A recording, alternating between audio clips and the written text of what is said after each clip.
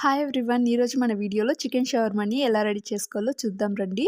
ముందుగా ఒక బౌల్లోకి కట్ చేసుకుని క్లీన్ చేసిన చిన్న చిన్న చికెన్ పీసెస్, అలానే కారం, పసుపు, garam masala, chicken masala, 1 teaspoon అల్లం వెల్లుల్లి పేస్ట్, పెరుగు, టేస్ట్‌కి సరిపడినంత సాల్ట్, ఆయిల్ వేసి బాగా కలిపి హాఫ్ అన్ అవర్ పాటు పక్కన పెట్టుకోండి. నెక్స్ట్ ఒక బౌల్లోకి 2 కప్పుల మైదా, అలానే టేస్ట్‌కి సరిపడినంత సాల్ట్, కొద్దిగా షుగర్‌ని వేసి బాగా కలిపి కొద్దిగా వాటర్‌ని వేసి చపాతీ పిండిలాగా కలుపుకొని పక్కన పెట్టుకొని, నెక్స్ట్ ఇందాక మనం మ్యాగ్నేట్ చేసుకున్న చికెన్ పీసెస్ మొత్తాన్ని కూడా ఆయిల్ వేసిన ప్యాన్‌లోకి మూత పెట్టుకుంటూ తీస్తూ అందులోంచి వచ్చిన వాటర్‌తోని ఇలా అన్నిటిని కూడా కుక్ చేసుకొని వీటిని స్టవ్ ఆఫ్ చేసి పక్కన తీసుకొని, ఇందులోనే కొద్దిగా ఆనియన్ కూడా వేసుకొని ఇలా ముక్కలుగా కట్ చేసుకోండి.